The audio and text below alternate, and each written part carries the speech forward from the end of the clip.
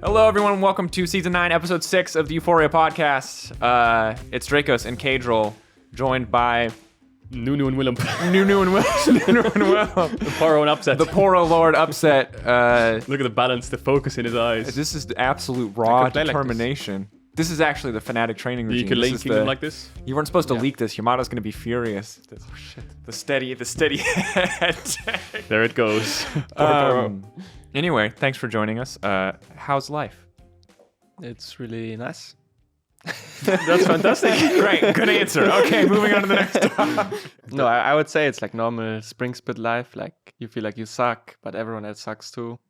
So you're just trying to get better and suck less. But It's a battle of who sucks the least. yeah, everyone really sucks. And then summer is... Summer is who's ready for Worlds. Spring is who sucks the least. Yeah, I guess is summer more of like a mental game as well? Like, is teams getting tired or like frustrated or imploding? And it's like whoever's mentally strong wins playoffs, basically. Yeah, I think mental is the most important thing for summer playoffs, probably. Because it's like a lot of pressure and... I mean, of course, having a good team helps, Yeah. I would say. But you could see last year, even maybe on paper, we weren't the strongest team, but we managed to like win so many best of fives in a row because we were mentally ready, I think, to go all the distance. So I think it's super important. How do you look back on that experience? 'Cause that was an insane run. You played more games in playoffs than you did in the regular season. Split, yeah. Yeah, actually, me and Caedrel had a similar experience once where when we promoted to Challenger, the split was like 10 games, but then we had to play like 4 or 5 best of fives in a row. Yeah. And it was kind of similar, but I really love it. I enjoy playing best of 5 so much more than best of 1 because even though it's more draining, maybe the feeling of playing a best of 1 is so like, what words to use? So annoying, maybe. Yeah, sure. Because just say how you feel, dude. It's all good. We'll figure it out. Because like you can be the better team, but you can still lose, and you don't get a second chance to show actually what level you are at, or like what else you have prepared, or like maybe something bad happens in the game, you get cheesed, and you just lose the game, and it just feels like way more pressure, and the day feels so long just for one match. But best of 5 is like you really are going to war with the team, and you can show everything. And if you play bad one game, you have instantly the chance again to show next game that you deserve to win. And I just like that feeling much more. And it's also like way more meaningful because winning a best of 1 is like, it's nice for like a day, but then it's like, okay, we won a best of 1. We have 2 more best of 1s next week. It doesn't really get you like the feeling of having accomplished so much.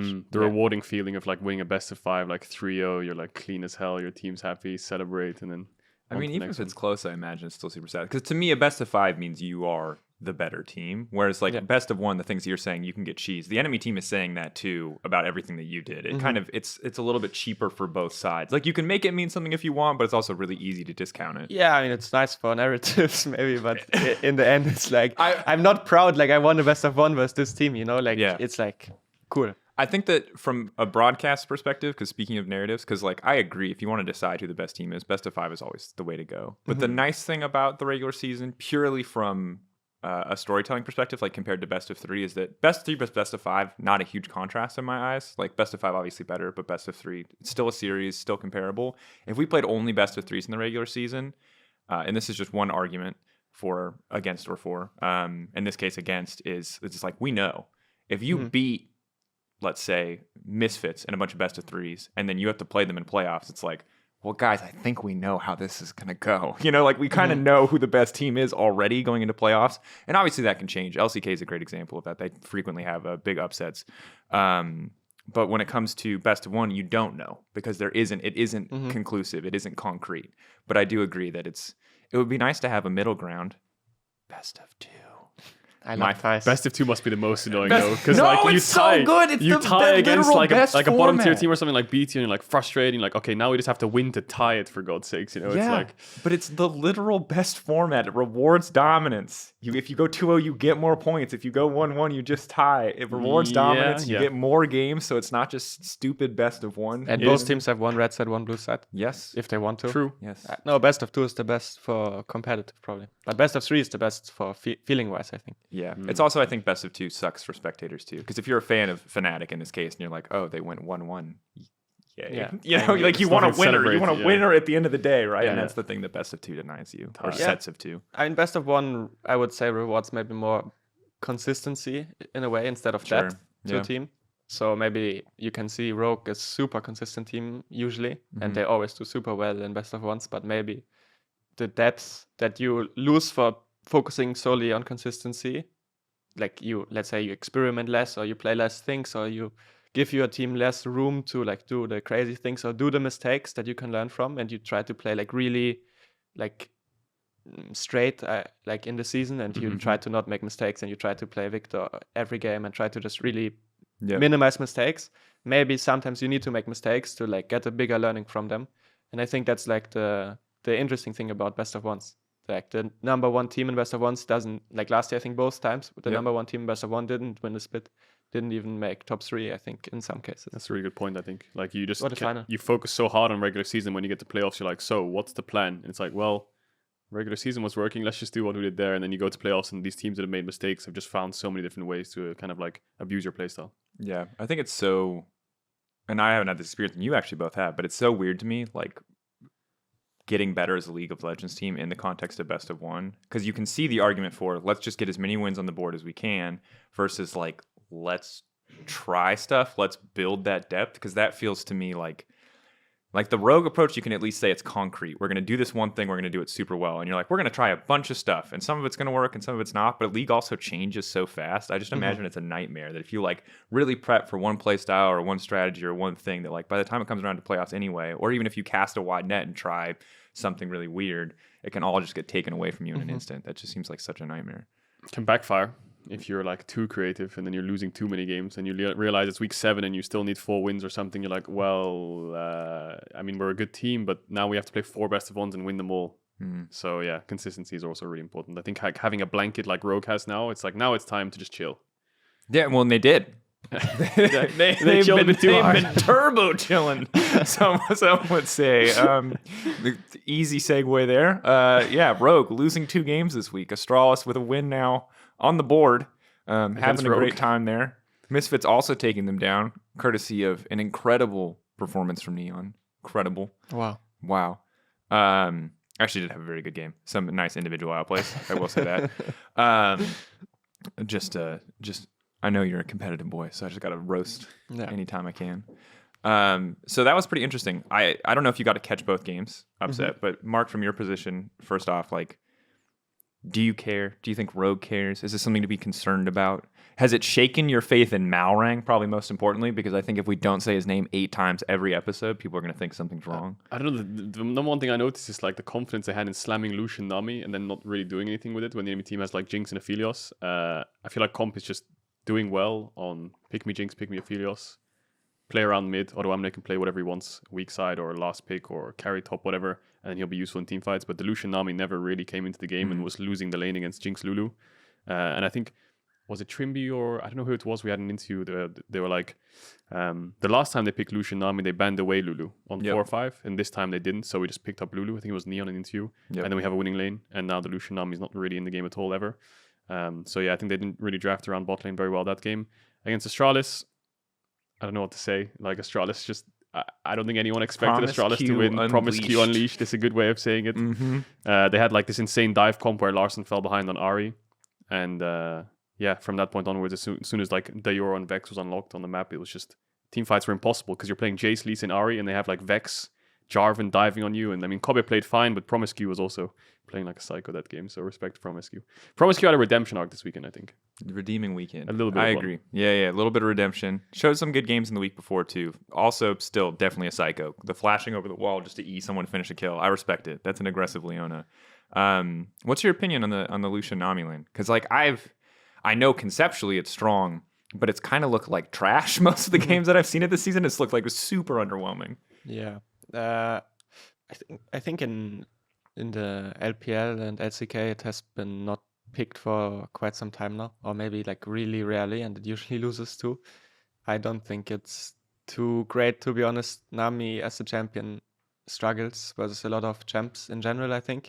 Like it's not a champ that works really well by itself, but even the Lucian who's supposed to be so OP with Nami, he's like really strong, but in reality Aphelios, Jinx are probably better champs overall. Like, you need to be really always with your AD to make the Lucian Nami work really well, or at least to get the most value out of it. Of course, you can also go with your jungler, but it just feels like you need to win lane, but you're actually not super strong in lane if you play with good Aphelios, Lulu, or even some of the melee supports can be like annoying to play against that you don't stomp lane. Of course, if you get a lot of help and your jungle like can facilitate it and you snowball, then Lucian with Nami still looks like really strong. But I think this has been falling out of the meta for quite some time, and I think this week Rogue's meta read was maybe a little bit behind. Yeah, it was an interesting. This was the Lucian Nami. They had the Ryze mid lane, then they had the Ornn top lane game. That was a little odd to me. Very short range. Felt like Larson versus the world that game because he was doing so much around the map, but like everyone was just losing a bit too hard, I think. Yeah, I mean, credit to Larson because obviously the Astralis game he just kind of got his shit pushed in, but that game was Dajor though. Yeah, Dajor, I mean the legend, right? Yeah. The man did show up that game. Got his Respect first him. win ever in the LEC. So I mean, that's cool. How did you feel about Dajor? You've played against this guy. I mean, I know you're softcore memeing me, but I'm actually curious how do you feel? Because like I feel like it's really we talk about this a lot, but when a team is bad, and the Astralis are still a bad team, they had a good weekend, but they're a bad team. It's really hard to say who like the good players are. You know what I mean? They're a great team. You think they're a great team? They turned it You're around. full of shit, dude. They're not a great team. They had almost a beat good week. Vitality, and then they beat Rogue. Yeah, and like they're on the road to being a good team, but I'm not. You're selling more narratives than I am, man. Take it down a notch. And then they're against Fnatic this weekend. They turned it around. Okay. They're a great team. Are they a great team? Upset? Yeah, it's 50-50 it's match coin of the flip week. game. It's match of the week. It Match is of match the of the week. week. Yeah, Yeah, yeah, yeah. yeah. Astralis Astralis. versus Fnatic. Yeah, I know. You're Isn't looking it game 1 on Friday? Old Kings versus New Kings. It's on Friday. I don't remember which game it is. The rivalry of upset versus old Origin days. It's huge. The upset near Origin. It's in the studio too, no? Yeah, so a lot of Oh, you. that's hype as hell. Is it? I don't remember. Yeah, they have to fly I from think it's Denmark. game 1. It's game 1 on Friday, so it's in the studio. Yeah. Okay. So let me double check. Yeah. Wow. And we're casting it. We are. Yeah.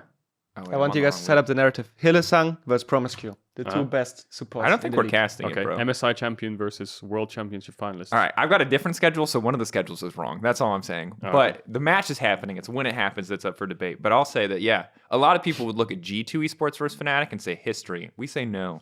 Overdone. Astralis. Overplayed. Fnatic versus Astralis. No, I like. I mean, I think all of the players are like okay in Astralis. I think some of them have like good performances some games, but there's not really someone who stands out who could be like the main focus of the team that they play around. I feel like White Knight, Kobe, and even their mid laner, if you look at him last year, are all more role players. Yeah. And Zanzara is also kind of a role player with his Trundle.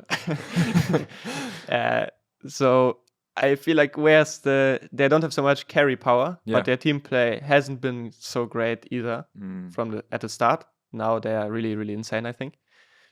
So the only carry in this team is Promiscue, who has been showing amazing performances all over the split. So I think this team is on the up and up now. I can't get the read from any of what he just The said at problem all. is, anytime Upset says anything, legitimate or trolling, you've got this big ass grin on your face. Yeah, and it's true. Like, how much am I taking seriously? Here's what I'll say: is like we've talked about this carry point before, and I think it comes up a lot when you talk about Astralis, and I'm inclined to agree. No, that was serious, yeah. Yeah. But You're still grinning though. No, the last part wasn't serious. I Yeah. don't think they're on the up and up, but I think they're showing actually improvement in their early game a lot. I think how their support jungle find openings on the map has been impressive, and I think also their carries are not doing anything crazy, but they're also not doing anything too bad usually. Yeah. So I think they're doing better now. yeah, and it's coming together. And keep in mind when I say Astralis isn't a bad team, I'm not trying to shit on them anymore. People are giving this team enough crap. They're not great. They are getting better. Hopefully they're on the up and up for their sake, and because it makes the standings more interesting. For Fnatic, maybe you're hoping that they're not going too far up, but it also sounds like you're not very nervous. So we'll get to that when we get to that. But on the opposite side, every week, Upset, we award a EUphoria MVP. It can go to anybody on any team. MVP is most valuable player, not the player who just played the best, but the player who did the most for their team that weekend. Your team went 2-0 this weekend. Who do you think is Fnatic's MVP of the week? I think probably Ivan has been getting a lot. Rasak has been getting a lot of criticism, I think. But this week, I think he played super good on the volley and on the Vego. I think he had really probably his best weekend so far, I think. So he's definitely a candidate, and my mid also came bot 2 times to dive them. So he's also on the MVP list. Yeah, I like this because when we had Perks on last week, he instantly said himself. But I like that you're spreading. I like that you're spreading the love. To be fair, I think he was right though. We agreed. Perks was the MVP for Vitality last week. Yeah, but it's like the leading point. He came bot a lot. Yeah, I like which meant that. in Twine you get fed, which means in Twine. If Upset is the one winning the games, then the person who set him up to win is surely the MVP. No, I must also say though that it's not so straightforward that you can just go bot and you go to the candy store and you give your AD gold. Like Candy store. actually, both of the games, the enemy bot was getting like so blasted. You can so say blasted. they got so blasted. Honestly, There you go. Yeah. Like, they had a winning matchup in game 1, and suddenly by wave 5 we had like 4 waves stacked under the tower. Was that the Braum into Leona?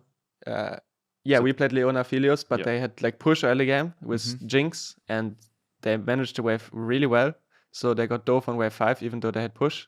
Was very impressive. And the next game, like they lost Flash level 1. They were like with Thrasher Philios versus Hilly. I mean, Hilly is crazy on Pike. Yep. So yeah, and we played level 1 really well, even though, I mean, it didn't go maybe how it's supposed to, I think.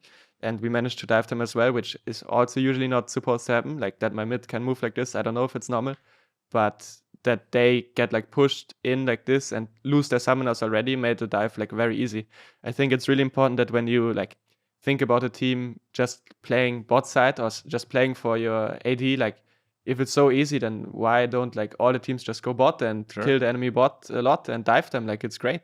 Everyone should do it. I think goes a lot more into it than it's sometimes said. Like, this guy's just playing strong side, this guy's just playing weak side. Like there's a lot more nuance to it, and sometimes I feel like I miss that nuance when I read comments, which is also a different topic. That's fine. I mean, I think that's super interesting, dude, because I think that most people, will say, oh, they're playing to this is a strong side. Oh, that guy's on an island. And people have kind of set expectations of what's supposed to happen in those situations. Yeah. And they just play on those, and they don't update those or take into account maybe like a lane, you winning a lane that you shouldn't have won, or stacking a wave that you shouldn't have been able to stack, because they go, oh, you're the guy who's getting ganks. That's what you're supposed to do. You know, you're supposed to be able to do that, not taking into account the steps to get there. But that's actually, I don't think about that enough. I will say, maybe you do. I guess it's just a lack of context, right? Where it's like, you can say, for example, in that draft that they had with the Aphelios Leona, they had a Jace top into Malphite, right? So you can say, well, if you look at the draft, they should probably play top side to make sure the Jace is safe and you can get a good lead, right? Expecting bot to not get the push. But when you're actually in the game and bot gets the push and they dive bot, maybe sometimes it's a bit overlooked, where it's like, how did they get the bot push in the first place, right? You look at the context of it, bad base, bad wave management, whatever it is, or good capitalization from the enemy bot to actually get that play off. And now your Jace is still winning his lane in isolation, and now you got a bot dive off, so the game's just practically over, isn't it? Because the lane that wasn't supposed to win is now winning. And then you're just questioning, like, so how does the enemy team now win the game? So it just comes from mistakes in mid to late game, I guess, then. Yeah, and it's also, I mean, it's super hard, I think, to like go really in depth. Like, I don't know how every top lane matchup is supposed to play out. Like, who is supposed to stack a wave at what point? And like, I think a lot of top laners, or like every role, a lot of people have different ideas how the lane is supposed to play out. So how could you guys like know it and call it in advance, or like that, oh, they weren't supposed to get pushed? Like, you need to have like a lot of like specific knowledge that even like pros don't necessarily agree on, right? Like some matchups are really obvious. Okay, like you play, I don't know, Akshan versus Malphite, you can probably stack away from the early game, but I don't know like who gets pushed in Camille versus, I don't know, On or something. Yeah. So it's like super hard, I think, to analyze these things. And yeah, I think it's an easy way to discredit people, but also to credit people when you like set it up like, oh, he's playing weak side or he's playing strong side. Even in a game where like somebody didn't get ganks, the idea about the team is like he's playing strong side, so he got ahead this game, so it probably means like he got a lot of resources. Or it just makes it like very easy, even though the game is like really complicated and every game is like very specific. And I think it's necessary to make it like this, because you can't have like a 1 hour discussion on every game, like why the things exactly happen, like how they happen, because that's like what the reviews of pro teams are for. And in general, I think overall it's like true, these statements, but it's just like, I don't know. I'm always in a constant battle with myself of like, don't look at social media at all, or like try to justify myself. And I feel like it's in neither place I really find a lot of happiness, because convincing people of like, you are like how good you are, how good your team is, or like anything like this feels like always a losing battle, because the people that support you and like you, they want to like support you and like you, and the people that maybe are like G2 fans or like other people that like don't like you for something, they will like, of course, not like, oh, actually, I don't like him so much, but he's making a good point here. I'm on Twitter and I'm 13 years old. I will just say, you're right. Actually, I didn't consider that point. You're making a really good point here. So you're right. You are actually playing this really well. Instead, it's like, you're so dog shit. Flacket is the best AD.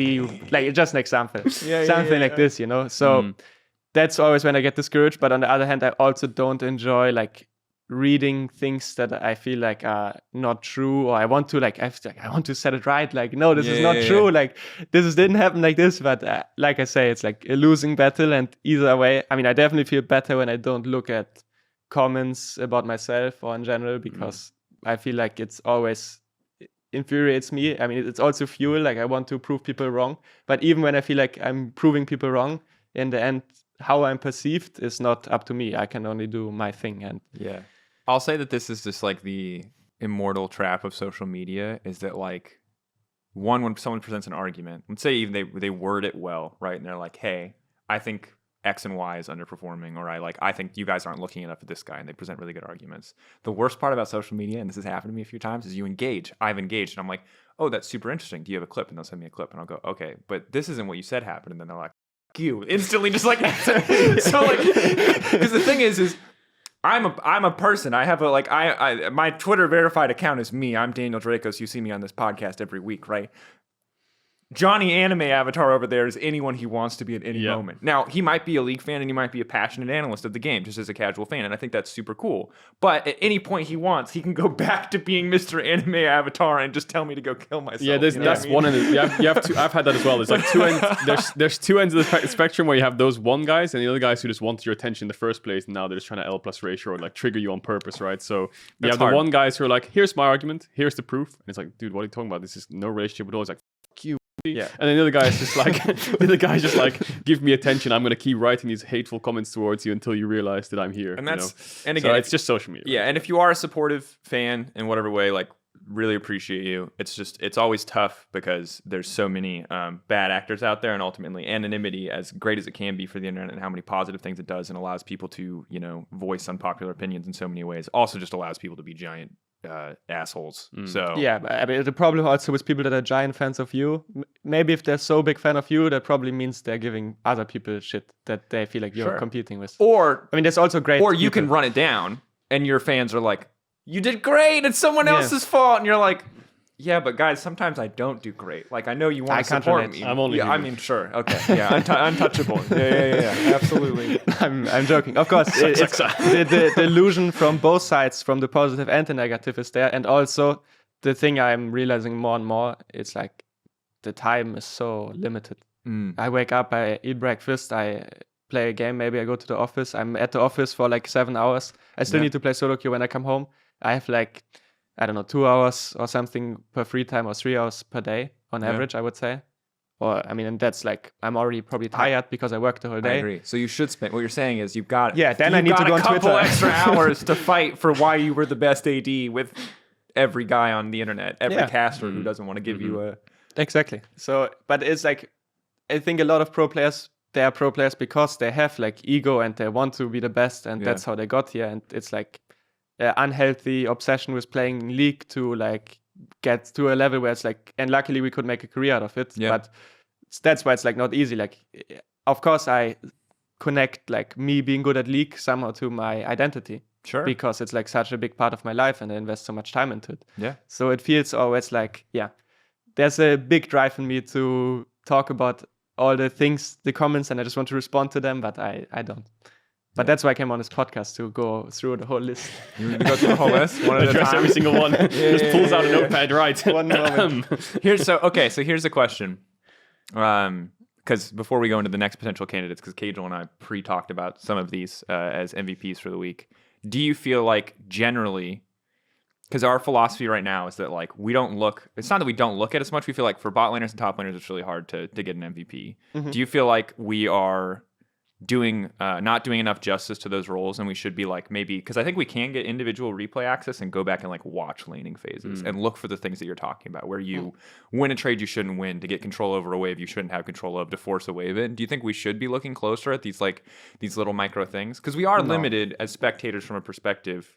We more often than not are watching a support roaming, a jungle roaming, a mid lane roaming, and that's what our observers should be doing because those are the more reliable points of action. Because you winning a lane matchup that you shouldn't have won, that happens, but more often than not, like our top lane matchups are just two dudes but turbo chilling. I do think it's like one of the contexts the Upset just said there, it's like you have to have really good knowledge to see that. And like you have to have like, for example, he just talked about top lane. Some of the matchups he doesn't know about top lane, right? I couldn't analyze like if I were playing versus Wunder, like what exactly they should be doing differently, because otherwise I probably could play top lane myself to that level, right? If I understand everything and I have good mechanics, like so that's the thing. And no, we don't need to analyze everything to like make my ego feel better that no, you I'm just, see all the good, no. You have to watch my game and see all the good things I'm doing. Because I'm legitimately curious. Put it holistically, right? To everyone. Yeah, to everyone. It's not just it's not to you. Yeah, but like because but how could you do that? Like you have to watch 3 laning first per game and jungle pathing, and it's like 10 games per day, and you have to watch other regions, and you have a live, and you have to do podcasts. No, it's like because you don't understand. Because you just said that you have like after you do your entire day, you got 3 hours free, and I'm saying we just send you bot lane clips every week, and we go, hey, Upset, and I rate them. We want to give this guy MVP.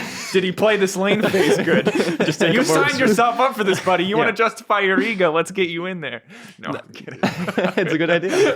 I like it. But like I think the easiest way is like there's two. I think the easiest way to find an MVP is there's the playmakers and then there's the carries, right? Where it's like jungle support, dive bots, or they find ganks mid and they punish enemy mid and they get their mid laner ahead. That's one thing where it's like, well, they got him ahead in the first place. And the second thing is, well, he's now ahead and he's carried the game, right? So there are the two kind of factors to look at without diving too deep. Yeah. And we tend to normally go towards the they got them ahead. That's the reason that they're fed, so they carry because of them, rather than like unless it's like an insane team fight where they're just like, it's very easy to kind of identify the AD carry. It's like, wow, he just 1v3 them and he played it so perfectly that's an MVP level performance. But also you need to like think about that. You should probably listen to communication, because there's probably a person setting up like a lot of the things around the lane that will make things work or not. For example, Marek has a really big voice in our team, and even if he runs it down, I think everyone is still super happy to have him on the team because he brings so much in the game. Even when he's running it down, probably he like helped to bring a lot to the team, and everyone like appreciates it because it's hard to like short call a lot and play. Do you notice his voice change if he's ahead or behind? A lot of players, when they're ahead, it's just natural, right? They're like, give me this, and this, and we're going to win. When they're behind, they're like, guys, I'm a bit screwed. Maybe just try play bot side. It's like, when he's ahead, it's like, guys, come here, we push this lane, we do this, and then I completely 1v9 it. And when he's behind, it's like, guys, can we FF? Okay, even better. Doesn't even say play bot side. It's like, guys. Ooh, next scrim. I really don't want to play this game. Level 2 gank. Oh, damn, look at the time. Well, gotta go. Got the plans. No, of course. Like if you have more agency, you can do more. But still, he like even if he's behind the macro thing, he can still call. Just what he can do is obviously less on the map. Yeah. But also the discussion of like what you brought up with the playmakers getting the carry ahead, and then the people that got the carry ahead are the people that are like deserving of the MVP. I think it's like that's true. Yes. Often the people that have like the tools do the thing well, but on the other hand, if somebody like does his job perfectly, like he doesn't do a mistake and he got ahead, he set up, like you can't just go bot and get ahead. Like you usually need to like probably do some things like set up a wave good, like make sure that the enemy has like a bad reset maybe. Like if you pay attention to these things, it's like there goes much more into it than just go bot and get a kill, because otherwise everyone should just go bot and get a kill and get like really far ahead. Like there's a reason that I'm like super far ahead, like 81% of the games or something. And it's not just that we like go bot and get me ahead. Like that's sometimes it feels weird, but of course my support is the best. I love Hillesang. Yep. I love him so much that now everyone thinks I'm bad because he's so good. I started all of this. I said, like, he was not appreciated enough. I always felt like, even before I was playing with him, I always thought, this guy's insane. And when he's in thing, like, everyone suddenly, oh, he's actually not so good. Like, I don't know, can we bring, like, a rookie from, like, I don't know, somewhere? Yeah. But was that last year? Yeah, like, he was in thing in spring a little bit. Or, like, I mean, our team wasn't doing so good, and his playstyle is, like, if the team is not doing well, he will probably have 9 death at the end of the game, right? Yeah. But I was always pushing that, and I was like, he's so good that I'm like really bad. And I'm just playing with Silly, and he's just so good that even I can look good, So it's beautiful. No, it is, because now Hylissang is like, it's interesting how fan perception changes in it, and it's not just, I mean, it's kind of merited, I guess, because if you look at, like you said, if you lack context and just look at the games and someone's inting, it's very easy to just go, oh, it's really bad. And if he's playing good, he's like, oh, it's really good, There's like a select few who can dig deep and why is he playing good? How is he playing good? Why is he playing bad? How is he playing bad, right? Yeah. And then, like, for example, Hylissang last year, I remember, I don't know exactly when it was last year, but I remember there was a lot of sentiment where it's like, dude, Hylissang sucks, like, what happened? And then I was kind of saying, like, guys, did you see the 2020 series against Top Esports World Championship? Like, this guy is nuts. He has it. He really does. But everyone was like, well, he's hinting. And now this year, it feels like Hylissang is, and he deservedly is, the best support in the West by far, right next to CroyDJ, perhaps, because we haven't seen him play. And it's like, it's a very kind of Seesaw-ish-esque effect, winning and losing. And it all ties into the social media. Wow, people have really strong, like, emotional reactions, for better or for worse. And obviously, that same emotional reactions positively is like so much of what fuels the fandom. So I don't want to entirely demonize that, but obviously people take it too far. And I think that like Hylissang has a bad split or a team struggles, and let's say Hylissang dies. Like, how many? Get with the program. Like, this man's been playing League for 1 billion years. And this has always been his MO. Like, he's always the guy that takes risks, that trusts it, and has these crazy mechanical plays. He's the guy that was, like, picking Trundle support back in the day, like, random pillar and lane, killing you instantly. Same game, dying for no reason on a side lane. You know what I mean? Like, flash engaging on Braum. Yeah, and it's like, just, I don't know. I wish people would, and again, we're kind of like, we're going into a lot of history here, but I think people in general should wait to see longer, right? Because, like, people were calling Mickey washed after last season with G2 calling. People were calling Wonder washed after last season with G2. And it's like, guys, like, maybe. Like, you could be right. Like, Mickey could have just been washed. Wonder could have just been washed. And we could have come into the season and they both could have sucked. And it would have probably been like, okay, signs pointing to bad. But when they step up again, it's like, oh, yeah, wait, they are really good players. Maybe one, maybe the sample size needs to be a bit bigger. But on the subject, like, comms are an interesting topic just because, not to spend too much more time on the philosophy of this whole thing, it's like I try to avoid them. I think they're super interesting, but the problem is because the public doesn't get to hear them for the most part. If it's not in a mic check, I try to avoid referencing it, even if we could get access to your comms or any other team's comms, because in my eyes, when you want to use arguments for MVP for anything like this, it needs to be something that anyone and everyone can have access to, because otherwise it's like, well, this week upsets my MVP because of these super secret comms that I have access to that none of you are going to understand, but you can't argue against me because you can't hear them and I get to, you know what I mean? So that's the struggle, because I think you're right that it could be more accurate, but I also think it would be unfair to the audience, because ultimately you want anyone to be able to. No, I mean, it's just another factor that maybe people don't consider. Oh, sure. But I think it's super valid. I just think that's the reason why I'm not. I mean, anyways, it's a fan vote, right? Yeah. Like, the player of the game is like voted by the fans, and what the fans enjoy. It's a Drakos Caedrel vote, and today an upset vote. Yeah. Upset gets a vote. It's interesting because you can dig deeper, like, not to go too far on topic, but like comms is one thing, right? What they bring outside of the game is another thing. How vocal they are in reviews. That's why like talk, coaching staff of the year is like a really hard This is award. the hardest one, and coaching kind of sometimes a meme award, is because it's like we don't get it, unless I go to every house and watch like 2 weeks of scrims and see what the environment's like. By the way, anytime I go into a team house and see the environment, I know the environment's like 80% of what it is, because it makes, when you're just a random dude sitting watching scrims, people aren't going to be 100% comfortable. You know what I mean? So like it's hard, like, unless we just have like 3 hours of behind the scenes footage every day, to be every day to be combed through. Yeah, so that'll go. That's what we need. Yeah, like that's what we need. I need to see everything. I need to cameras, understand. surveillance, microphones. I need to, 6 consoles. I don't have the information I need to actually make a decision. That's why I don't. I'll vote, but I'll either abstain, or if I'm asked to vote, I'll just do like 1, 2, 3. Yeah, it is a bit of a meme award, because like, well, I just don't have the information. I would love to have the information, or like, and the only thing I can use is like, Mac's players speak very highly of him. I respect how Mac presents his philosophy to me. You know, I think he's really good at presenting his coaching philosophy. He has really cool hair too. And he has really cool hair and ties. Yeah. But I don't see what Mac does on a daily basis. I don't see what Yamato does on a daily basis. I don't know. And no one's going to know except for the people in that environment. So that's like it's hard to authentically give that award, I think.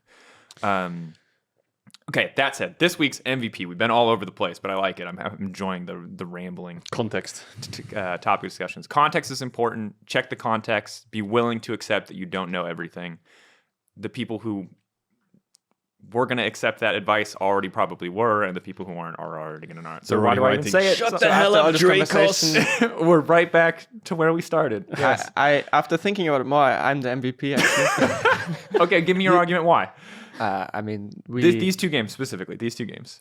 So the Aphelios and the Zeri game, right? So, I mean, the Zeri game, I initiated the fights that really swung the game. We played lane really well. I mean, the thing is, MVP doesn't mean that I did everything alone. Like, my team played amazing. No, you're just the most valuable, even if that's you have like 30 and everyone else is dividing the remaining 70%. I mean, it's hard to... Because the game's not weighed equally. The roles don't have equal impact. Yep. So it feels weird. But I will just give myself MVP now because I deserve it from myself. That's a good argument. He deserves I it. love myself, so I have to give myself MVP, right? That's how it works. Mark, I swear to God, if we end up in a rock, paper, scissors situation again. No. Last week we had to rock, paper, scissors because was- Luca was here and Luca voted for himself, and Mark was like, well, Luca did pretty good. And I was like, it should be Trimby. And then we couldn't We had a decide. I mean, I rock, haven't paper, even watched all the games, so it's no, I think not all of them. But I mean, you but only need I to watched know my own games. No, we and I didn't watched my own ask highlights. you to pick the overall MVP. We just need to know who you thought was on Fnatic. I'm not going to pressure you to. No, I think Ivan, me, or Marek. I think Wunder did his role really well as well this weekend. That he was given in the game, and Hilly also did some things that no other support would do, especially on the pike. Like you guys maybe didn't even see it, but the first 3 levels was like a beauty. It's always the classic Hilly thing where it's like in their face. Every time the camera pans bot, he's already charging a hook in melee range of everyone. Hail blades. I mean, the Aphelios game I played like super good. Wave management was really good. We ended up diving both of them. I didn't really make a mistake. I felt I was like in really good control of the game. Like I flash Malphite ulti out of fog. Yeah, that was sick. That was I'll give sick you in mid That lane, was right? sick. Over I remember Raptor that. wall. Yeah, I that was remember good. And the Zeri game, I mean, yeah, we kind of them in like a matchup that I don't think has to go like this. And then Marek found a really sick timer versus Perks, and we managed to dive after we already blew the summoners. And then I started like the fights that were kind of game winning myself, which is rare for AD carry, but it was like a Zeri thing, I think. And I had like most damage. Like, okay, I misclicked once, which is like really sad for me because I remember these moments for a long time. You're 5 deaths right now. Yeah. Yep, there it is. 5 deaths over the split. Could have been 4. Could have been 4. Yeah. Could have been MVP, but there's that death. Rough. That death has it's swayed true. me. So has his arguments convinced you or anything? Let's talk towards- about the other people because we've Okay. kind of.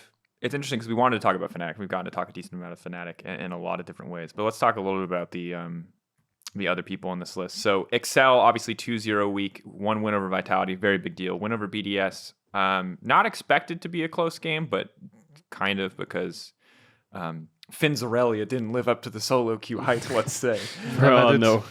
Never did so far. He's really good on Aurelia, by the way. But Yeah. In I solo don't queue, know he's a what- monster yeah. in earlier. But Yeah. yeah, the second he died level 2, it's like you're like, well, also after he played Malphite into Jace the day before, you're like, you're ego picking because It's true, Adam actually. is bad. I think was it like they blind picked, I don't know if it was Jace, Lee Sin, Ryze, and he had third pick on red side or something, and then they went to Aurelia. and then I was like, day it's a one, Malphite they game. they smashed their solo laners, Ryze Jace, and they had obviously the sick flex against Vitality with the Zeri mid, but then he just locked Malphite. It was like, oh. No, I'm talking about the game that he picked Aurelia. They had like Jace's, they had the same They thing. did. Jace, Lee Sin, That was my point. They did Ryze, the and it was exact like, same top first Malphite, two. and then Aurelia insta-locked, and it's like,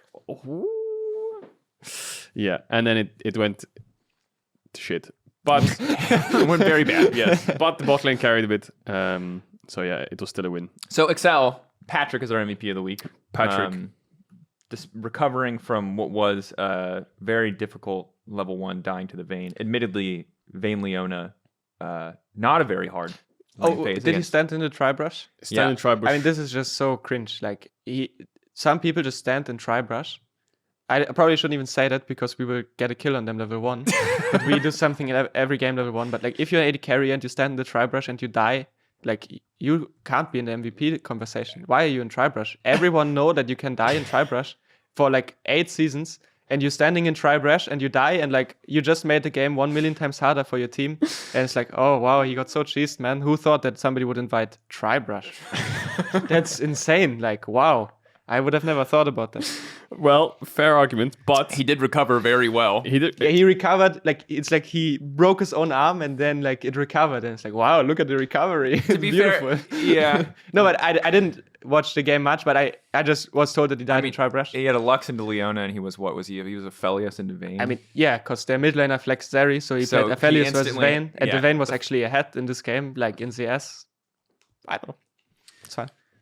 So yeah, he was standing in Tribush and was why do I watching. feel like everything I say about anyone else is a personal affront to you? It's mine. I'm watching it now. It's Yeah, not right. he was standing in Tribush. Leona walked up, hit him with E. He flashed I away, think he had some, and then the I whole think I squad watched highlights marched of after this him. game. I think he had some really good fights. I His think Aphelios is good. Not to the- take everything away, just some of the things is like funny for me. Yeah, the one thing I guess is I don't want to say excusable because they also had, I think they had a ward on both of their support and AD, but Trundle did bot side blue buff, Yep. ran over to Drake Pit, Hex flashed over and ganked him through Tribush and killed him again because he had no flash. So he was 0-2 at 2 minutes.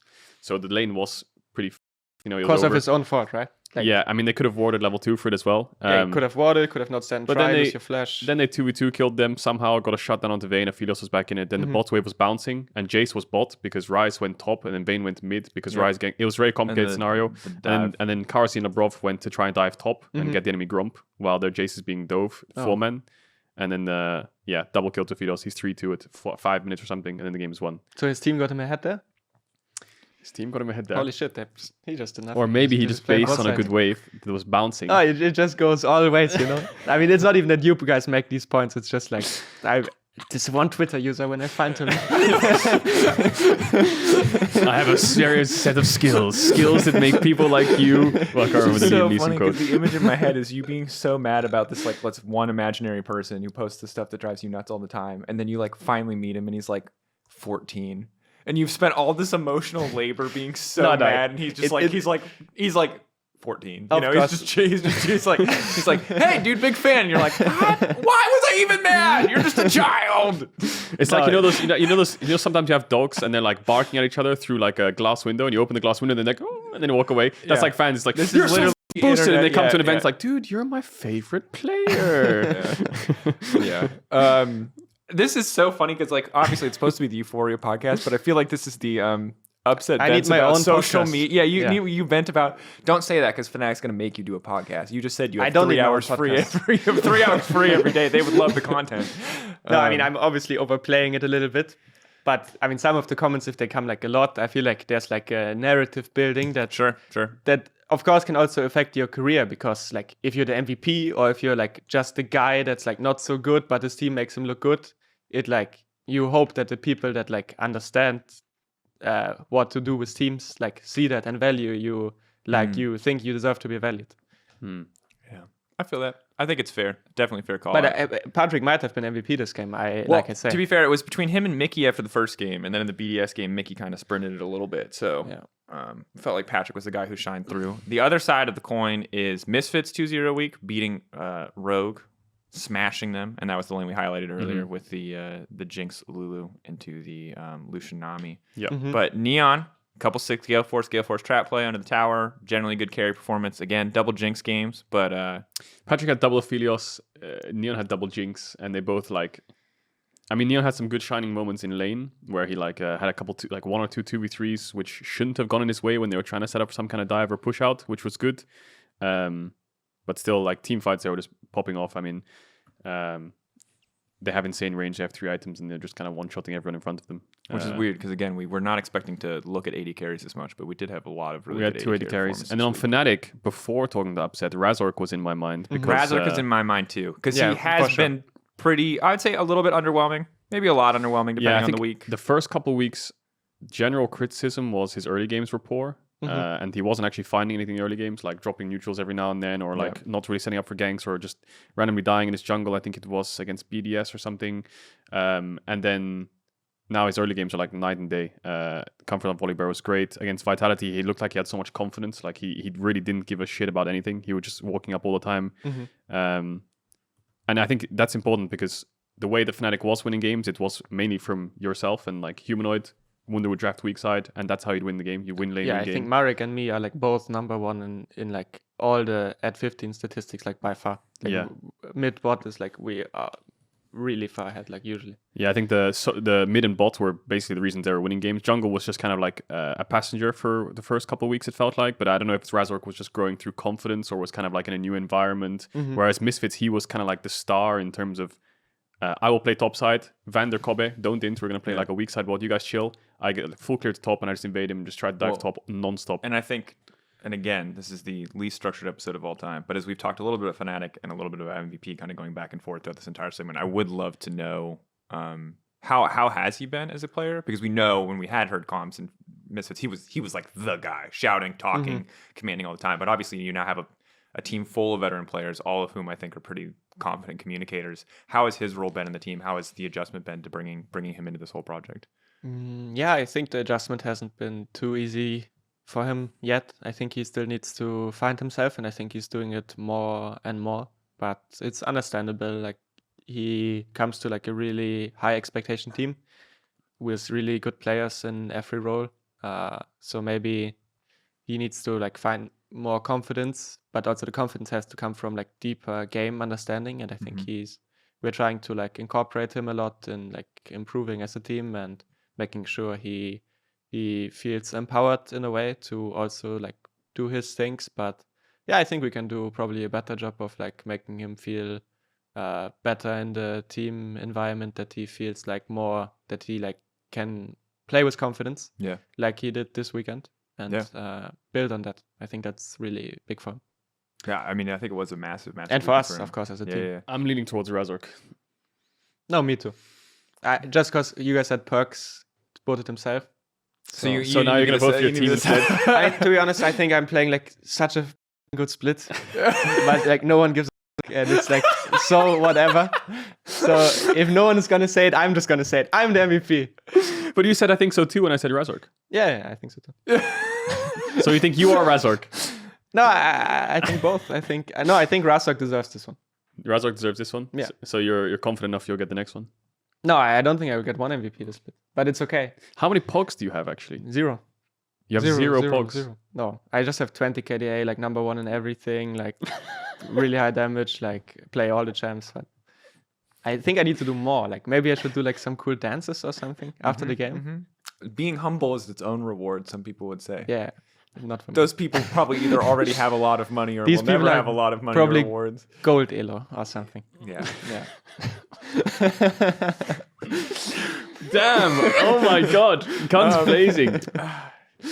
This is hard. It was really easy before we started inviting pro players on the show, but now I feel like there are stakes. It's like this aura like pulling you towards him, like it's me. It's not. I was gonna say Razork. If we go for a Fnatic player, No, I'm gonna say Razork. I think I'm on the I'll Razork say train. No rock, Humanoid paper, scissors. also, like on Rise, he was mega smurfing. He was. On TF, to be honest, like it wasn't like the most pop-off game, but he found like really special timings that I don't see other mid laners do. So I also think that he played well. So yeah, my team is insane.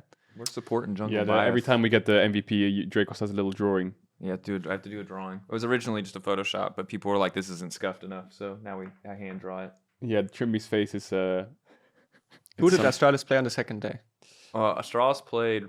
Who did Astralis play on the second day? They played Rogue was G2, into no? G2. What about Zanzara? Because he actually played really well against. So we were. If they had beaten G2, it was probably Promiscu or Zanzara. Yeah, I think.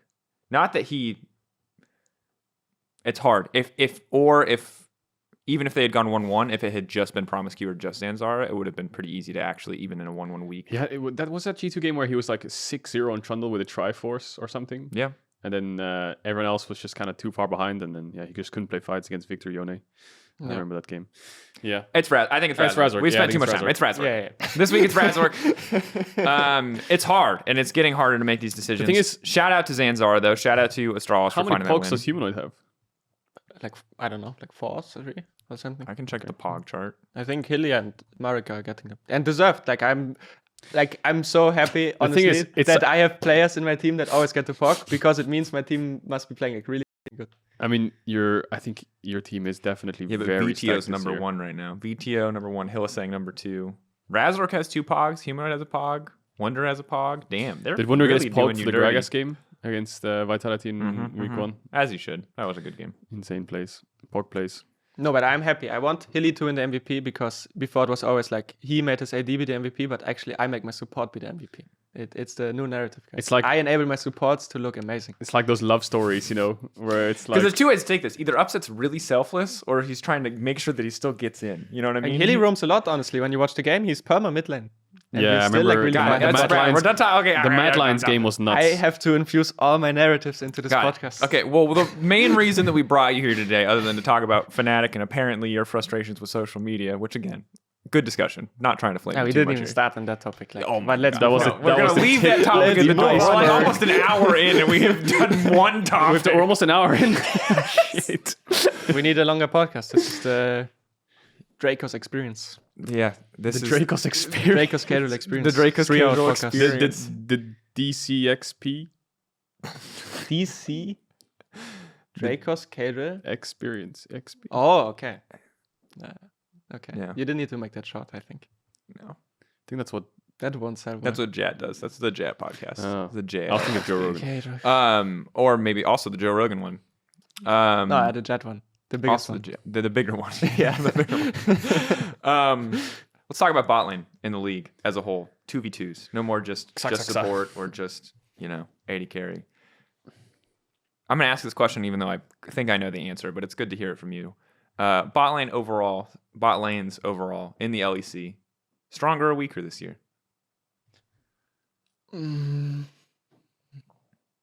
I don't know. Same. You have an opinion on everything. every single thing. Come on, you jump in at every moment, at every opportunity, and then I say, are Botlane stronger? And you sigh and go, same. I have to think about it. So Hans is gone. Reckless is is gone. I mean, it's and fine if the answer is Slightly, generally same. slightly weaker. Slightly weaker? Is it just because of Hans leaving? Yeah. Yeah. Okay. Fair enough. But I Reckless honestly, also left? yeah. No, but Hans leaving, I felt like he was really the one that I felt like he was equal Yep. to how I want to play. He played very similar. Personally, I never feel like I really struggled against him much. Like I actually all time really liked playing against Hans, but when I saw him play in general, I felt like he was trying to push the things the same way as me. So I really liked Hans.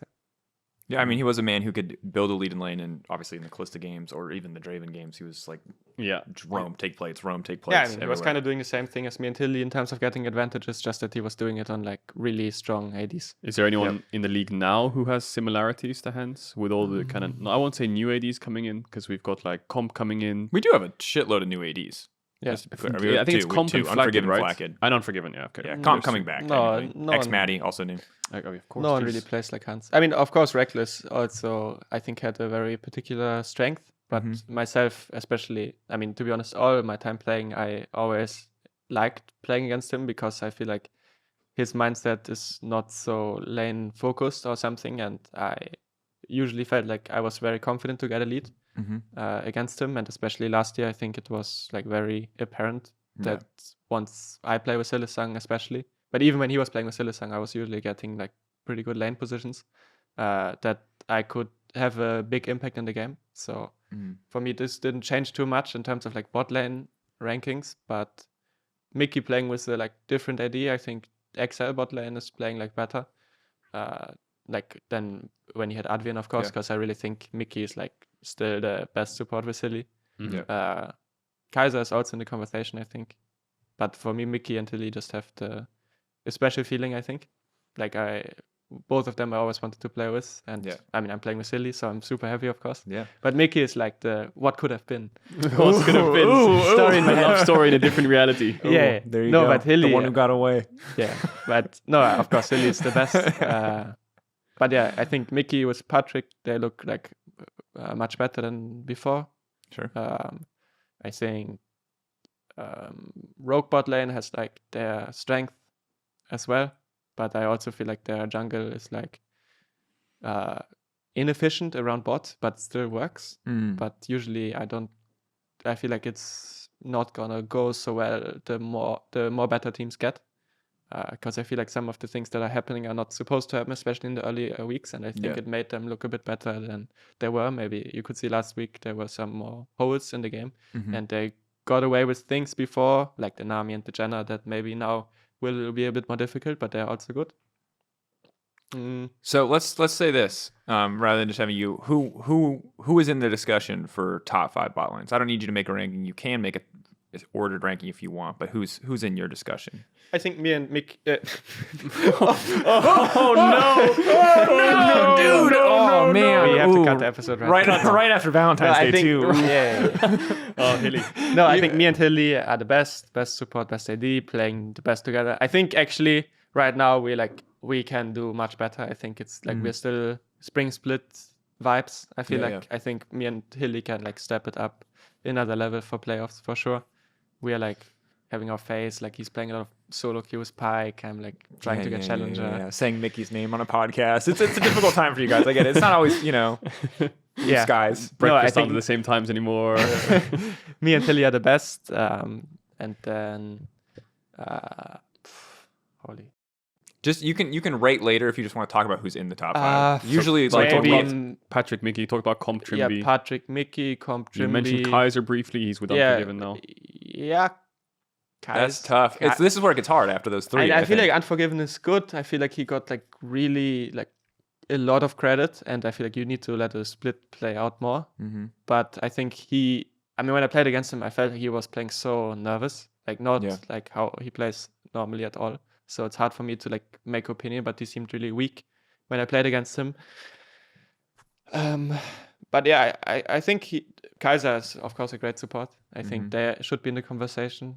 And another team that's top 4 or top 3 is Misfits. With Neon and Mercer. Mercer coming in. I remember, do you know much about Mercer? I know he was like hovering when I looked at solo queue a lot of the times around like top 10. He was a little bit in Euros. I know him, yeah. No, he was good thrash in solo queue from the usual supports I get in my teams.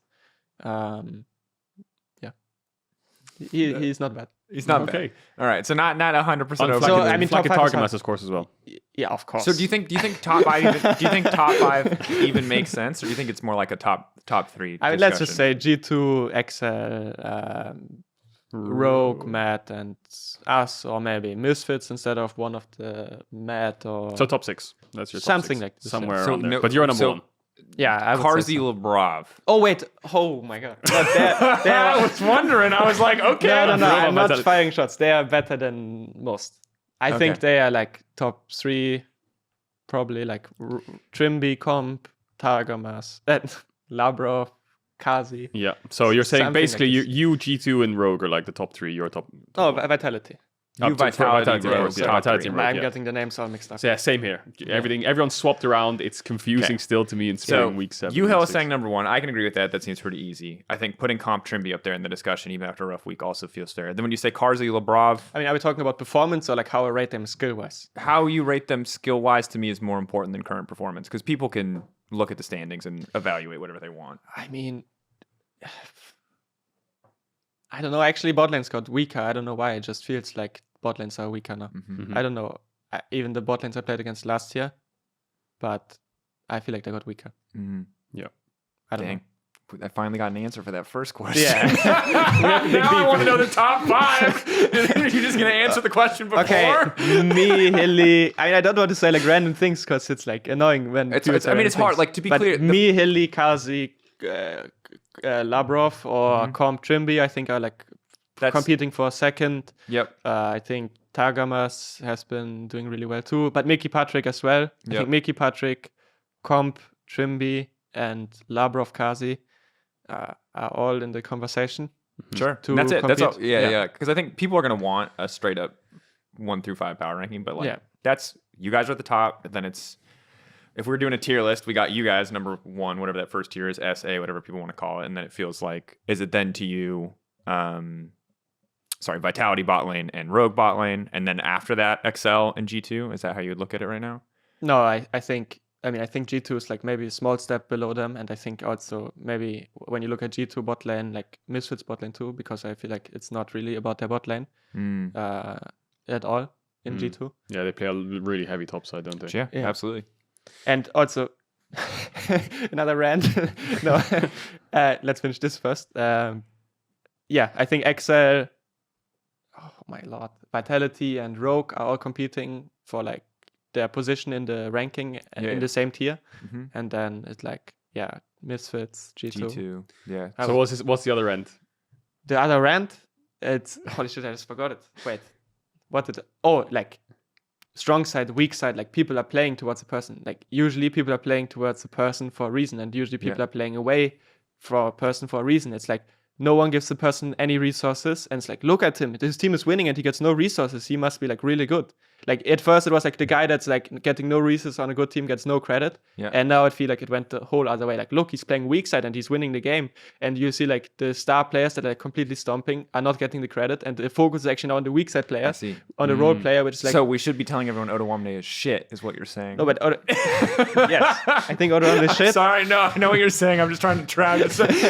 Let me be Reddit for you. Oh, so Ottawamne's bad? That's what you're saying? No, it has to be like really nuanced and balanced, but it's always so extreme. It's like this guy like is getting so carried. He's like he's doing nothing, and then it's like, oh, this guy's getting nothing, and he's actually like not the best. Like, I can see what he means. I can see what he means. It's like always so extreme, and I feel like there's a skill to like not making the game volatile and not trying to lose it. Yeah. And there's especially a skill in not trying to do it and getting ahead. That's like a crazy skill that Wunder's actually really good at. Yeah.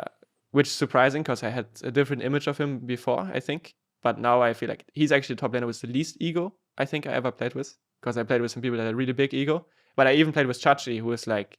Actually, Chachi and Wunder have like zero ego, I feel like.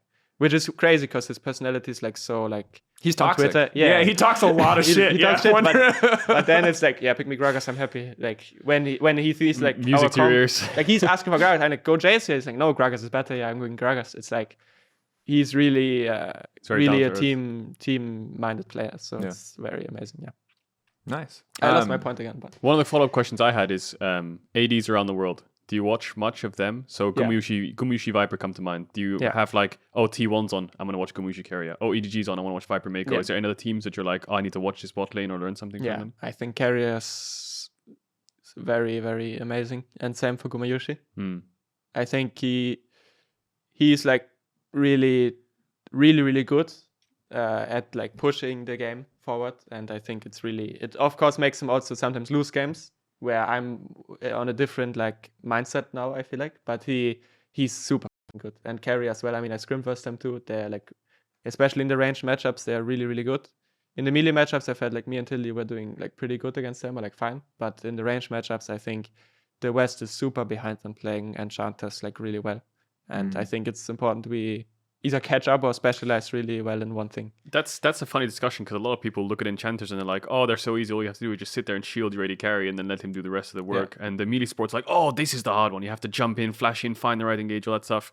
But enchanters are pretty hard for lane phase, especially when you're playing like Kate Karma. One mistake and you're screwed basically, right? Yeah, it's not just that you can get like ahead like 15 CS and you make one mistake and the game already feels hard.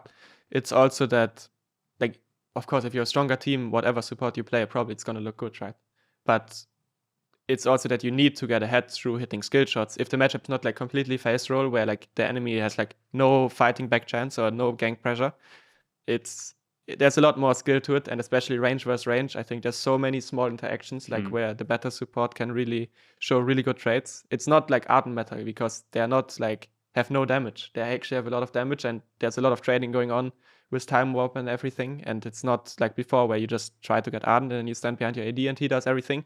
The support has a lot more agency even in range matchups. So it's like super skilled, and I understand that people think like this because I play in solo queue and my Janna is completely AFK, standing 5 meters behind me, but this is not how it's supposed to be. You're supposed to try to get the most out of your champ. Yeah, I remember, I don't know when it was or which player it was. I was playing with like one of the pro player supports, and we were watching a game, and a Karma walked up in the lane and queued a bush to try and check it. And from that moment on, it was like, yeah, they lost the lane because he like didn't queue the back minions or something. They didn't get the push on the first wave, and from that, he just said, yeah, it's over. No, range matchups are super nuanced for sure. Yeah. There's a lot to it. Oh. That's cool. Because now when I stand behind my AD carry and push E as Janna, I can be like, guys, I'm playing the more difficult support. Trust me. Upset said they're the hardest. And I'll just screw the context. I got what I needed out of that one, guys. I'm working. I did my job. I got a tornado getting prepped. I got an E on you. I've done my job. Tab out, do some lost arc real quick, finish the quest.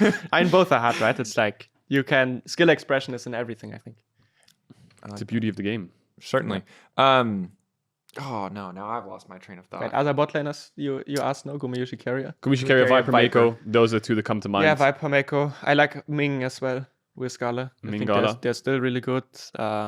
Lehens, you've seen a little bit of Lehens and Ruler playing around with their Cinch and stuff like this. Yeah. And Samira, Nautilus and things like this, they're playing into Yuumi. I think there's a lot of like Samira into Yuumi, and Yuumi seems higher prio in Korea, and the Samira into it seems to be like more picked. No, I think I get more inspired watching other regions. There's like this interesting meta discussion that I feel like is there where like the East just has different priorities to Western teams from every role, right? You see like a lot of Poppy in the East when Lee and Jarvan are blind picked.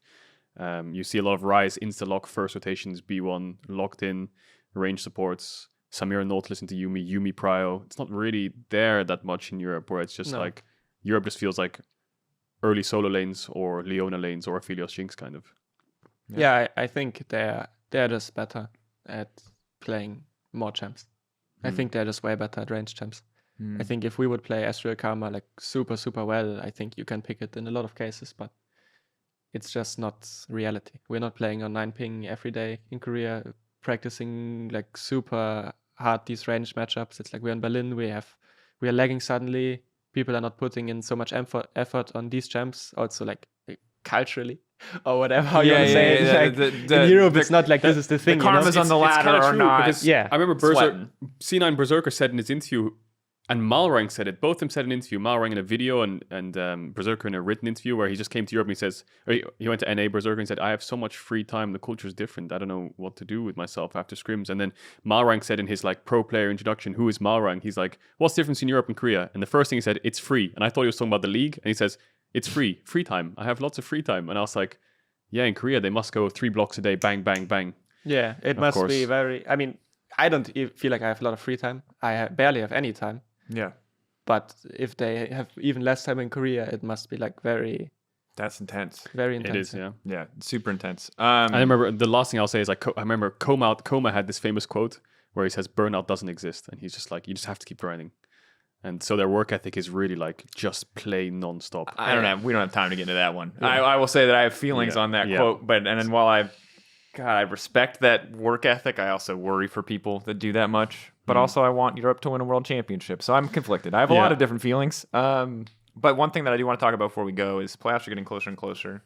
And we've already made you make one soft list today. We can get another soft list out of you. Because right now it feels pretty easy to say that blah standings. Rogue, Fnatic, G2 all feel like shoo-ins for playoffs at this point. Feel like it's a sure thing, short of disaster. Who do you think is actually going to get last 3 playoff spots? To recap, Misfits are 7-4, Excel are 6-5, Mad and Vitality are 5-6. If you want to go really down, SK and BDS are both 3-8. Austral is obviously 1-10. Who are you actually looking at to get the last 3 playoff spots? I think the other best 2 teams are Excel and Vitality. Dang. Which doesn't mean that they will make playoffs. Because they like best of ones, there's a lot of, and you can also that's a word. It's just funny because, and I'm sorry to Phil is our editor, because we've gotten better at, he's been much more lax. He's like, yeah, you guys can swear, I'll edit it out, it's all good. And once you said I can say whatever I want. Yeah, no, you can say whatever you want, you can, but there was like back in the day, I think one of the first times we had you on, we were like really trying to avoid swears, so we were saying like fiddlesticks instead, and now we've just, the floodgates have opened, and this episode especially, I do not care, but it's so funny to me because I'm like, oh, that's another 2 seconds editing time. Oh, that's another 2 seconds. It's just adding up. Sorry, keep going. Yeah, best of ones, and the pressure can really mount. Like 3 more weeks, you are 7th place. You lose what? Do they still play good teams? Like, okay, we stomped them completely, but maybe they still have to play with other good teams. Upset us, no chill. I mean, for Vitality, BDS, Rogue. I mean, they play most of the teams, right? Yeah, I think it's basically... Actually, it was just 1 week, right? Yeah, so it's 1 week in the second half. I mean, they still, like, let's say they lose to some teams they shouldn't lose to, and then the good teams, like, play good. It's, like, always a bit sweaty, right? Like, it's getting sweaty. If you could pick 6 teams to go into playoffs, if you just pick the 6 best teams, ignoring best of 1, yeah, 6 best is Fnatic, G2, Vitality, Rogue, Misfits... Oh, actually, no. Rogue, Exile, Misfits. I think in that order. So no Mad Lions this season. Oh wait. No, it's fine. Like this is That's No, the no, discussion point. it's hard to say. I'm I- giving you I feel little like- breadcrumbs to lead you to this discussion about Mad Lions. This Yeah. is what I'm doing. I So feel you're, like you're setting up perfectly. I'm so hungry.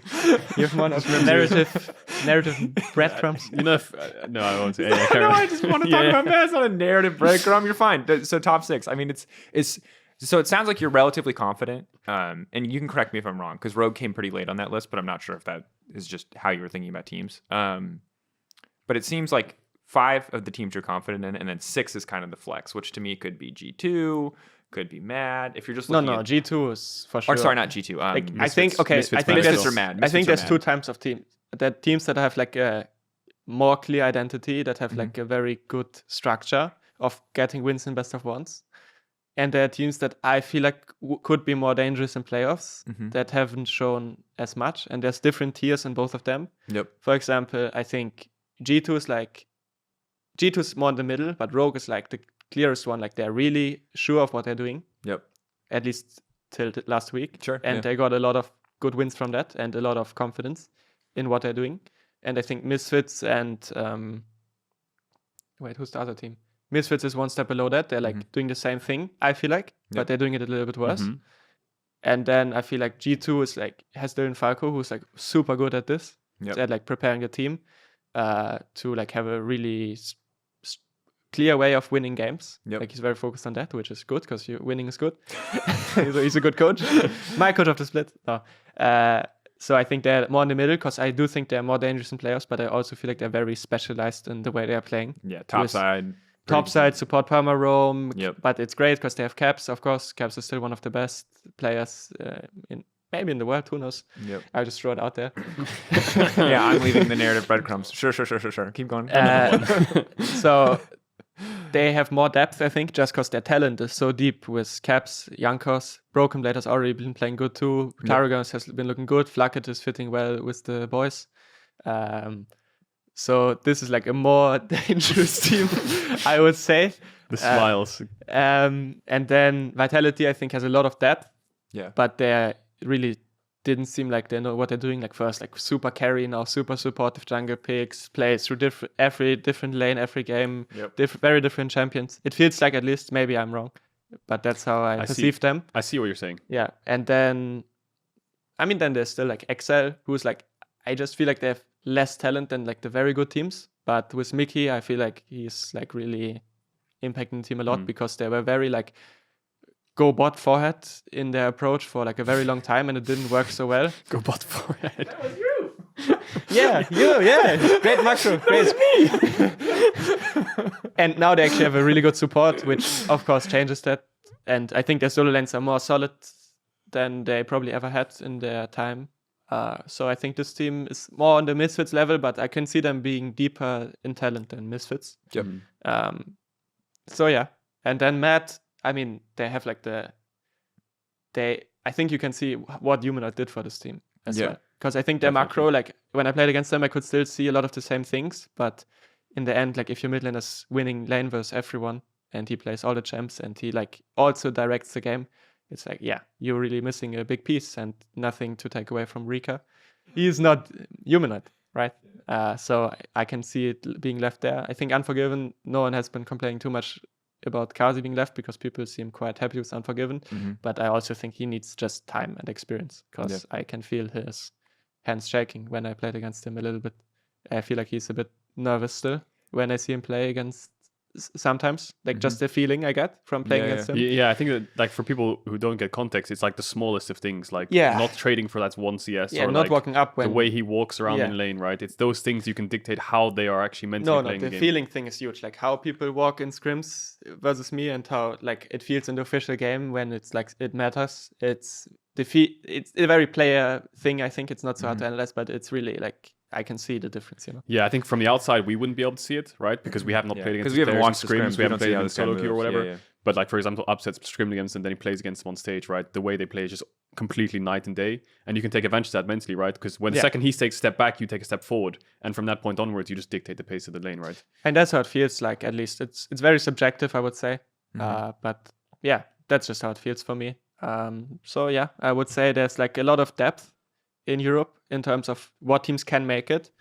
maybe the like super top is not like at their peak yet, because I think also our top team, like it's top heavy, but there's a lot of depth, Yeah. which is really cool because we have like, for me, like at least 7 teams that can make playoffs and like can go kind of deep. I mean, I think there's some limitations. I think if Vitality and us hit like their absolute peak, I think no other team has as much talent as us too.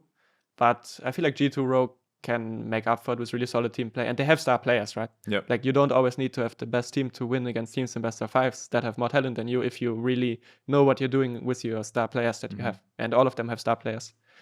And I think Mad's a good example of that last year, where like maybe some other teams like, G2 have all of these star players. Mad at the time didn't really have that many star players. On the rise of LEO, Humanoid was like I think our team was actually a better example, Fnatic, because we had like, I mean, our solo lanes were not considered like really big stars, I would say. Yeah. And Bippo like just role swapped. Yep. And it was like, but we really were focused on this one thing, and everyone shipped into it for the most part. Yeah. So we could make a difference. Yeah, I think Man and Fnatic good examples of that, right? They're the ones who went to the finals, whereas like teams like Rogue and G2 on the outside have more superstars. Yeah, Rogue G2 last year. Yeah, right, so Inspired and Hands, Reckless and all those things Auto, didn't really Larsen come together. even. Yeah. I mean, I see what he's saying. I think there's like these 2 tiers where it's like the teams who are doing well in regular season who might not be that scary in playoffs. The teams who are not doing that great or a little bit inconsistent regular season, but could do insane damage in playoffs, like Vitality, for example, right? In best of 5. And the teams who are kind of in limbo in the middle, like G2 and Misfits. sure. But could also flop, right?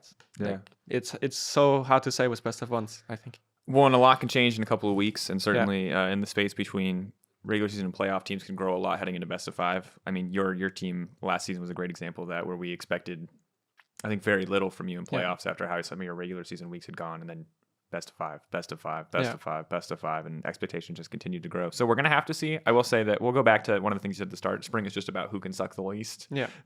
Everyone's growing, so I don't want to like tear anybody down, but I think it is interesting to see, and the kind of the story of this split to me I feel very focused on Humanoid, not just because you're here, but because him leaving Mad, we now finally get to hear how strong he is. We finally heard in the Hylissang interview a lot about how big of a communicator he is, because this is a player that we were kind of like quiet on. We knew a lot about him in like the burnout time when Mad were struggling. We knew that was something he struggled with. He talked about that a little bit, but it's only now that he's left Mad that I think we're finally seeing him as, I think, really solidifying his identity as one of the true like all-time great European I think mids. what Upset said earlier just like comes full swing with Humanoid, where it's like context is so important. What do they do for the team? How can you sign MVP without the comms and all these things? And yes, you have to look at from the outside, and that's what we saw with Mad Lions. We looked from the outside, but now that Humanoid's left, the floodgates are open. It's like what that so man did for that team, right? There's so much more context on like how valuable, how important he is.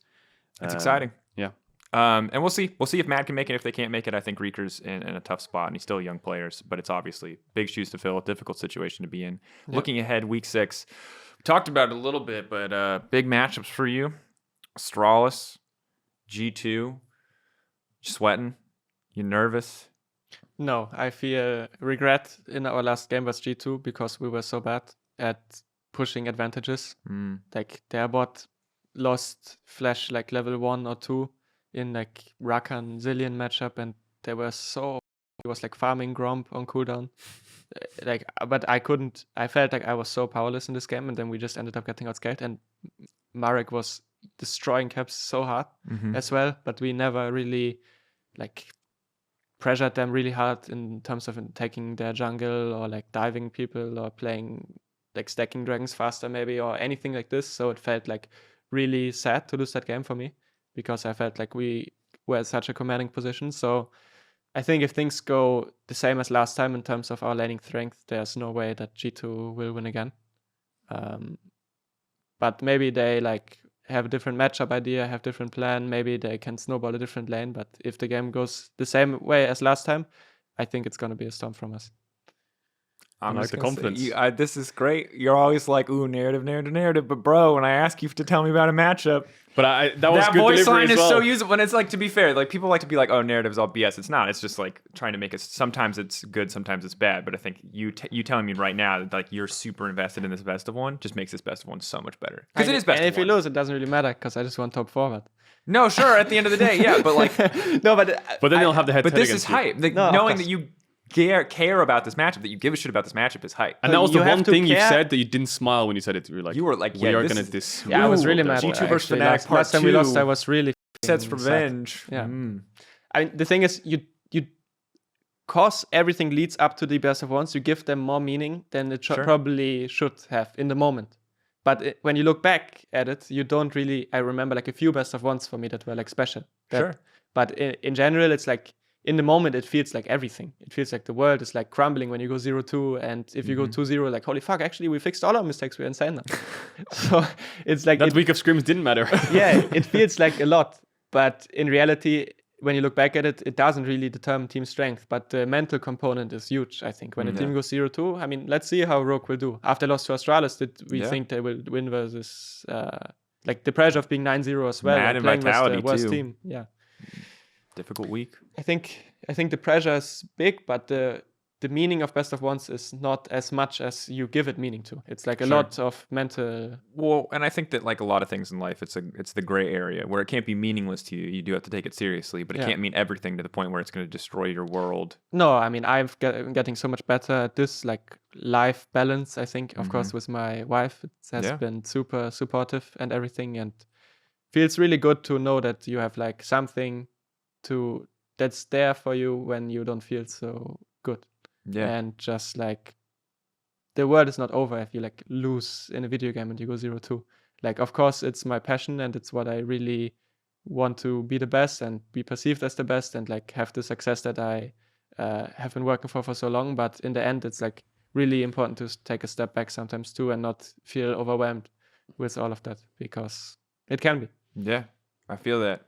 All right, Upset, thank you so much for joining us, dude. Good luck on your 2 games. I think G2 Fnatic, I don't know what match of the week is. There's a lot of Sorry. bangers next week. Vitality Rogue Or is this happening and G2 Fnatic is happening. And They're both Rogue match. bangers. They're both happening on Saturday. Be sure to tune in for both of them. We're casting. Dope. Yeah. We'll ask the observers to put just a camera on bot lane, and then we'll just call out things we're like, okay, I'm not sure if that should have happened. We'll ask Upset about that later. Oh, I don't know about that trade. You should just come to the office after we play a game. We are always reviewing the game, the bot lane. Yeah. So Again, you're offering a lot of things that you might regret offering later, because this is just knock on the door. Like, knock on I the want to door. see the scrims. Bring our video Leak camera. your strats. Full productions inside there, watching them scream. like I said, it was not to put like pressure that you guys have to know it better, because Oh, it's no, I'm just impossible, you memeing, know? dude. Yeah, no, of course. Yeah, it's all good. I mean, like, I think that. But you it's- should give me every MVP. And I should be in the well, conversation. this one was Razork, but like we'll work on it next week. We'll talk about it. What do I need to do? Um, Tell me what I need to do, and I will you do it need to next be the week. most valuable player in a game, But what is or value? beat Caedrel and rock paper scissors. Those are the 2 criteria. I don't know. I've gotten pretty good at rock paper scissors ever You since I have, lost. you're Yeah, I pretty have. terrible. I've got some secret strats All right. now. This has been Euphoria Season 9, Episode 6. Thanks again, Upset, for joining us. Good luck against Astralis and G2 this weekend, and we'll Thank see you. you all this weekend and next week for another episode of Euphoria.